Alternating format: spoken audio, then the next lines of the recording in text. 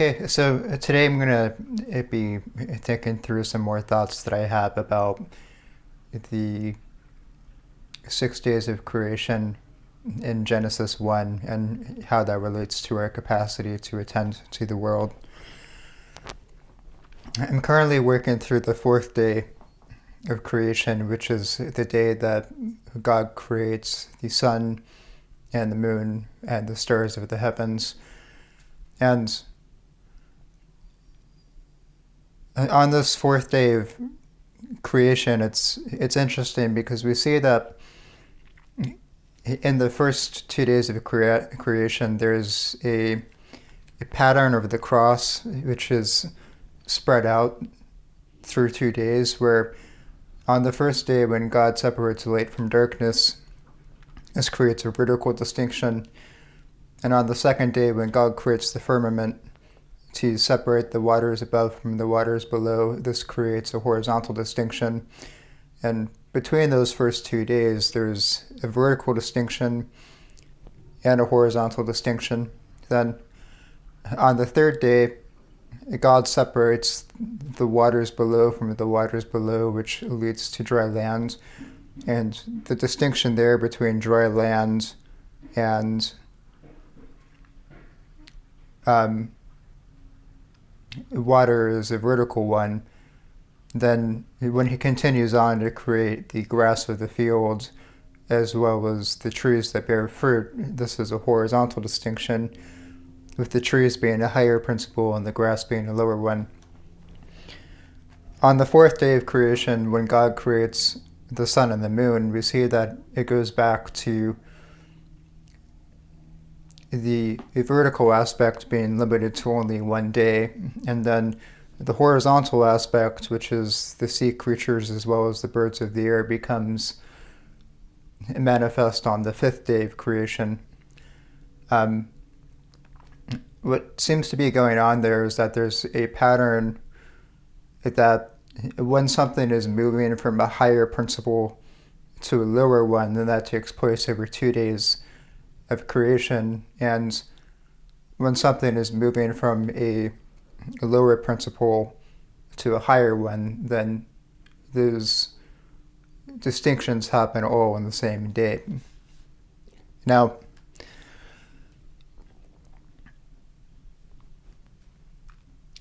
I think the important thing to keep in mind about the fourth day of creation is that it is in fact discussing higher principles, because the sun and the moon are something like the lights through which that we can observe the world around us, and it's through the light of the sun and the moon that we come to know the world and to interact with it in different ways according to the nature of light that is being cast upon the world.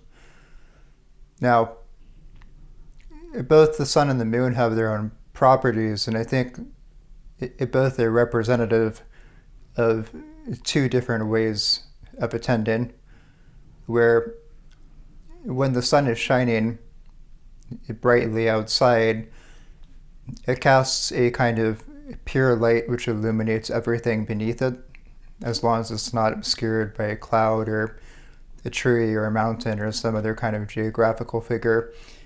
By the sun's light, we're able to interact with the world and to see things clearly, and everything lays itself out explicitly for us. And I think that in particular is related to more of a conscious kind of attending and an explicit awareness. But in comparison, the moon, when it shines on the earth is not illuminated in the same way, where there's still a lot of darkness and it's harder to make out the individual details of the earth around us. But in the darkness of the earth and in the comparative weakness of the moon to the sun, we are able to experience the earth in context, and we are also able to see the stars beyond that would otherwise be blotted out by the sun. Both of those ways of attending, the explicitly conscious way as well as the contextual and unconscious way are important for the manner in which we attend to the world. And it's something like in a balance of both of those that our perception of the world is made. And there's a book called The Master and His Emissary by Dr. Ian McGilchrist that explores the individual function of each brain hemisphere as well as the relationships between the two hemispheres. And in that book, Dr. McGilchrist talks about how the right hemisphere controls the left side of the body, and it's the hemisphere that takes in the entire picture of the thing. Like when you first walk into a room, when you get a sense of the layout of the room and the spirit of that room, or when you get the overall impression of a thing without noticing any of the specific details, that would be the right hemisphere. The right hemisphere is also, perhaps it's more related to intuition and to dreaming, and its real strength is a kind of embodied knowledge which, although it isn't explicit and cannot be explicitly laid out, it's still a kind of experiential knowledge which is perhaps even more profound than explicit knowledge. And that kind of embodied knowledge would be the understanding of what it means to eat a certain kind of dish on a certain kind of day, or when a man makes love to his spouse, that's also an embodied knowledge, because he can't lay out explicitly what all of the different parts are of what he's experiencing, because what he's experiencing is so complicated and so embodied that he would never be able to actually articulate all of that. And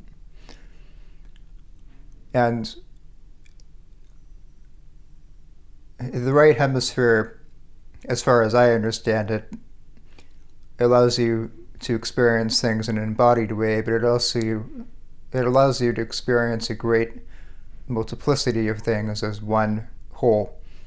And within it, there's plenty of room for contradiction, because it's possible for contradictory things to be part of the same unity. The left hemisphere controls the right side of the body, and in contrast to the right hemisphere's ability to take in things as a whole and participate in an experiential kind of knowledge, the left hemisphere is much more powerful in the ability to abstract things and to create self-contained systems of knowledge. The capacity for mathematics, for language, the ability to remove oneself from one's lived environment and to abstract things is all related to the left hemisphere. And the left hemisphere, you can think of it more or less as the organ of reason, because reason in itself is something that is abstracted from embodied experience and is made to be more, well, it's a kind of truth which is removed from physical embodiment. It's more of the idea of truth as such instead of truth as experienced. Now, while the left hemisphere is incredibly powerful in its ability to abstract and remove itself, that ability to abstract and remove itself also leads to pretty massive issues, because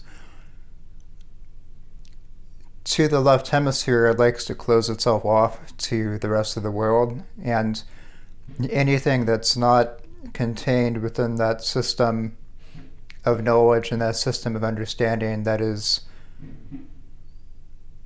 the domain of the left hemisphere does not exist. It likes to create systems that are completely self-contained without any kind of contradiction inside, and anything that contradicts that system of reasoning is basically exists in the category of non-existence. It's either you're in or you're out. It's a very black and white kind of understanding. And while that is powerful, and it can lead to a deep understanding of an objective kind of truth, when reason is relied upon only, then it often leads to places that are incredibly unreasonable, because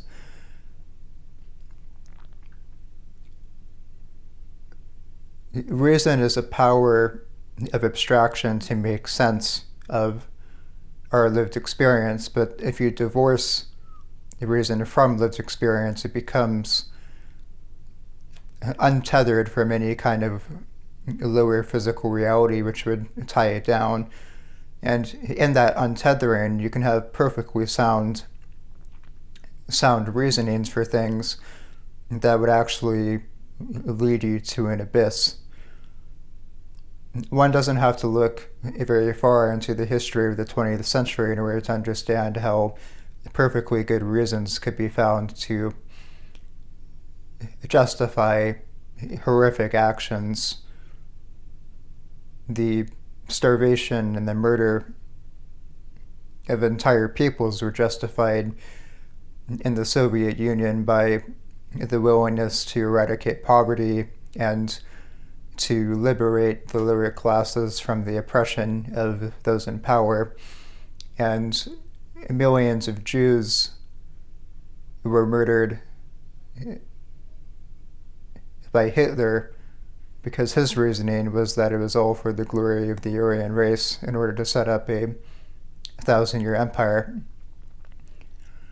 And now, of course, to us looking back at that, we can say, oh, that's all ridiculous, but the point of me pointing that out is in order to emphasize that even for acts that are that atrocious, perfectly good reasons can be found to justify them, even though that does not change the moral darkness of the acts themselves. The way that I visualized it sometimes is that good reasons that are not tied down to lived experience are like the lights of an anglerfish that once you're distracted by it, there's a monster down in the dark that's going to devour you.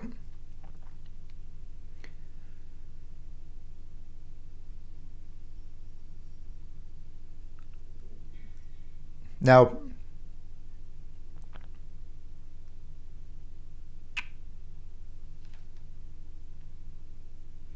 it's in the union of that explicit kind of understanding as well as that contextual kind of understanding that the truest experience of the world is formed.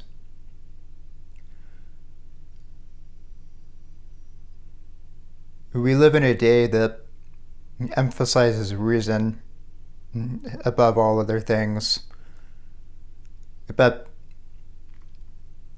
there's an interesting idea in the hesychastic tradition of the Orthodox Church, which is that the reason of the mind springs up from the state of the heart. And so whichever state that your heart is in, that is what will lead to the thoughts of your reason. So the reason isn't actually the starting point, it's rather it's a byproduct of the state of something that's even more essential. And it's interesting too, because if a man is hateful, he can be found with all kinds of reasons to justify his hatred. But that doesn't necessarily mean that the reasons are true or correct. It's important as well that whatever reasons a man comes up with, they're also tied back to something that is good and something that is true in an embodied way.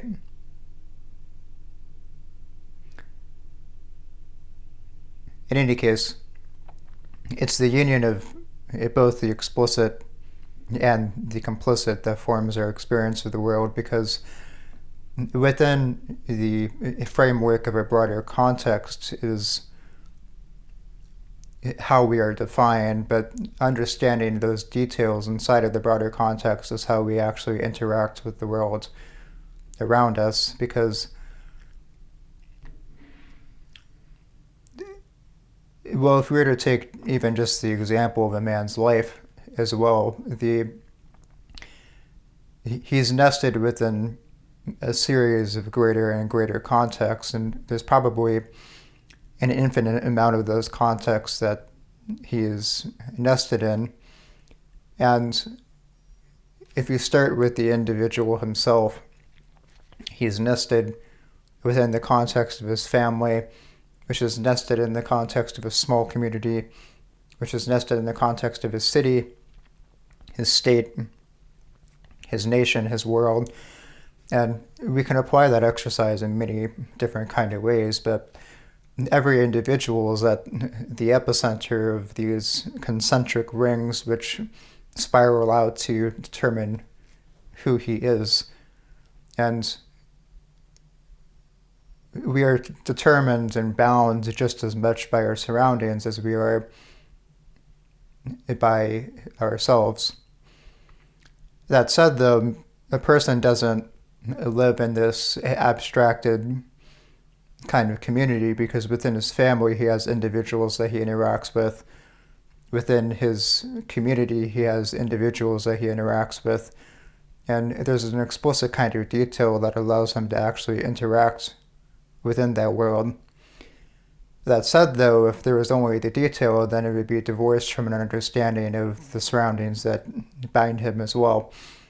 So it's in the union of the context that you were in, as well as in the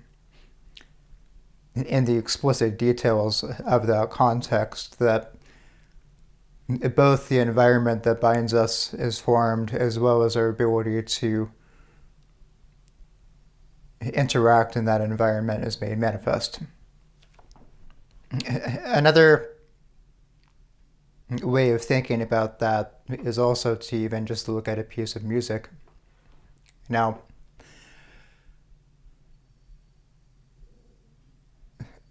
well, this may or may not be helpful, I'm not entirely sure, but the way that I've visualized a piece of music, especially a piece of music that a performer is working on and striving to improve at, is it's like a tree that is growing towards the sun, right? Now, the sun in this instance would be all of the potential sounds that one is striving towards. It's the perfection of the piece that will never be reached, but nevertheless the performer grows towards as the tree develops. Now, the tree itself would be the actual sound at any given point along this process of development that the performer produces.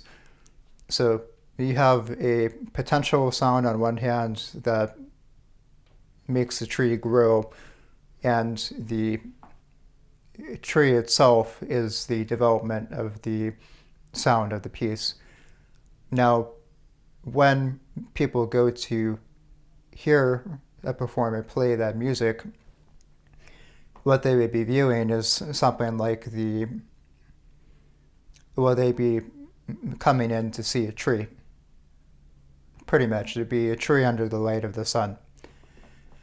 Now, when the lights go out and there is no sound, we can see that the tree, well, the explicit sound of the tree is not the only thing that exists. There's also the vast, broader context that surrounds it. So, in the case of classical music, if we have the tree in the center, which is the specific sound of the specific performer, then the moon could be the sound of other performances that also inspire the sound of that tree. But then there's also the stars beyond that, and I think the stars are where it gets most interesting, because just like a man exists within, as the epicenter of a great series of defining factors in the area around him, a piece of music exists in the same way, where you have the performer's individual performance as well as his individual intention within the center, but beyond that, you have the intention of the composer. Beyond that, you have the biography of the composer. Beyond that, you have the history of the time that the composer lived in. Beyond that, you have the history of the development of classical music. At a smaller level, you also have the personal significance of a piece of music to the person who's performing it, as well as the personal significance of the piece of music to the people listening to it, not to mention their own ability to hear or not to hear. So, if the explicit thing that we are aware of in the performance of a piece of classical music is the sound that is being produced in the concert hall, that is not all that exists. There is also this vast tapestry of context which influences what that piece is and makes it more in the eyes of many people than what it would appear to be on the surface. And I think that things of depth are deep because when you look at them, you're seeing the very tip of a mountain, and then the deeper you look into them, the deeper and deeper it becomes in the broader context of what things are. Now, classical music is deep and important not only because it's beautiful aesthetically and pleasing to listen to, but because it is nested within that kind of broader context, which gives it a deep amount of meaning. Now, with the first time I ever heard Beethoven's Emperor Concerto, I went to the Seattle Symphony with a friend of mine from college, and we watched Emanuel Ax play the piece live. Now, this was the first time I ever heard it, and I had the privilege of hearing it live and performed by a master pianist. His interpretation was really quite beautiful because the entire thing just came across like he was improvising the whole time. Now, I walked away from that performance with my mind completely blown by it, and I wanted to do a lot more study into the history of this piece. And what I found out was very interesting, which was that Beethoven wrote this piece at around the time that Napoleon was besieging Vienna, and Beethoven had decided to stay in the city while this was happening, and so he found himself hiding in a basement covering his ears to protect what little of his hearing that he had left. And he could hear the cannonade and the bombardment of Napoleon's artillery above him, shaking the basement. And that must have been a terrifying experience for anyone, but especially for a man who had lost some of his hearing, that must have been quite horrific. And with that, it's in that kind of an environment that he first started penning the first drafts of the Emperor Concerto. And interestingly enough, the Emperor Concerto is in the same key as the Eroica Symphony, which is E-flat major. And originally, Beethoven had intended to dedicate that symphony to Napoleon Bonaparte because before Napoleon crowned himself as the emperor, he was viewed as a man who fought for humanitarian rights, and he was something of a, I don't want to say a messianic figure, but he was looked up to as a champion of liberty. And Beethoven deeply admired this about him and viewed him as the epitome of the heroic individual. But the second that Napoleon decided to crown himself emperor, Beethoven scratched out the name of the symphony he was working on, which was titled Bonaparte, and he changed it to Eroica, where previously he had viewed Napoleon as the embodiment of these ideals, these heroic ideals of the steadfast individual. And he was going to dedicate that symphony to him.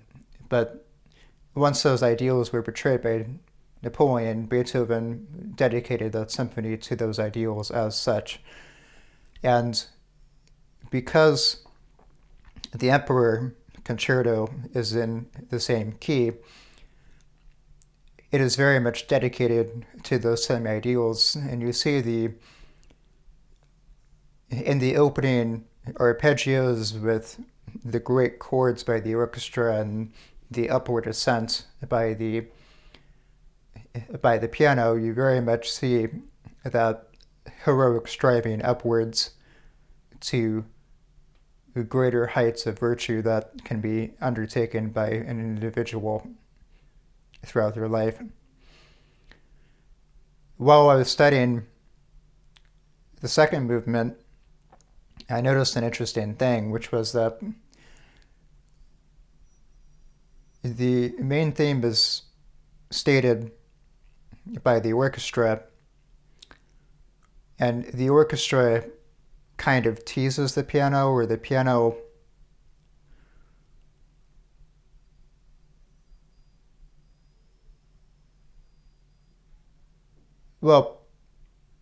the orchestra will state the theme, and then the piano flirts with that theme, but it never quite gets to it. Like, it will do just a little bit of it, or will play a variation of it.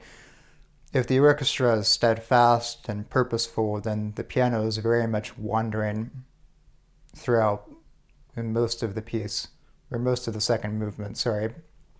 And the interesting thing that happens, though, is that after a couple of iterations of almost coming back to the theme, I think it's the third time, the piano finally makes a full statement of the opening theme, but right before it can reach the climax of that opening theme, the orchestra swoops in and takes over. And then after the orchestra swoops in, then the two work in tandem, going back and forth as one unity. But I remember studying that, and whether or not Beethoven intended this, I don't know, but I just couldn't help but be reminded of the prodigal son story in the New Testament, where there is a wayward son who goes about and wastes his inheritance taken early on the pleasures of the world, only to come back to his father. And before he even reaches home, his father comes rushing out to meet him. And I was very much reminded of that with the second movement. But that is to say that the reason why the Emperor Concerto is beautiful and meaningful goes beyond just its aesthetic appearance and the quality of the performance itself.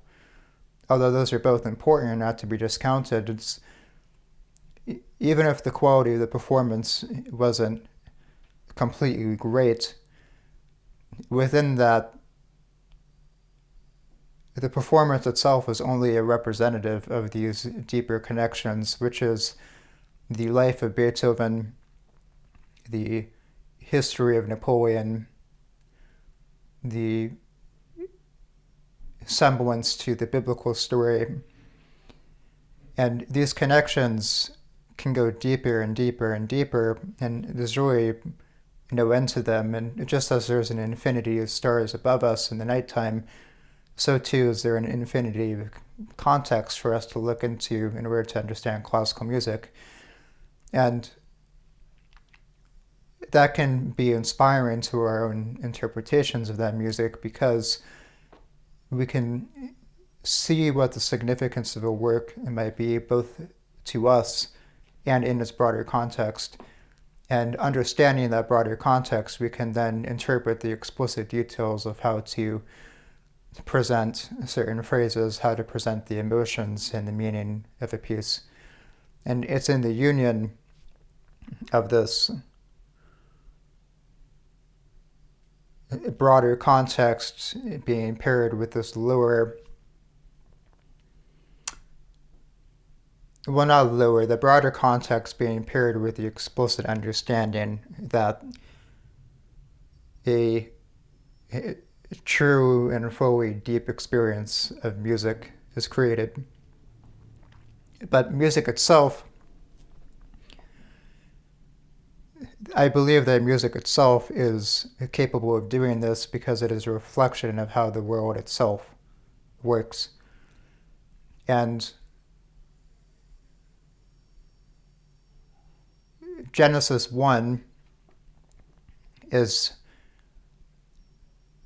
it lays out for us the pattern of the world itself, and it's not meant only to be a dead scientific account that only happened once, but rather it's laying out the patterns of creation as they happened then and are continuing to happen now. So the meaning of the sun and the moon as it relates to attention is something like we need to have an explicit ability to notice details, but also noticing those details, we have to connect them back to their larger context. And it is in the interworking of explicit details within a larger context that a true and beautiful experience of the world is created, one that isn't corrupted by good reasons for doing abominable things, but is made beautiful by good reasoning being applied to support and enrich a context, even as the context gives body and meaning to that explicit reasoning. And I think that is the meaning of the sun and the moon as it relates to attention.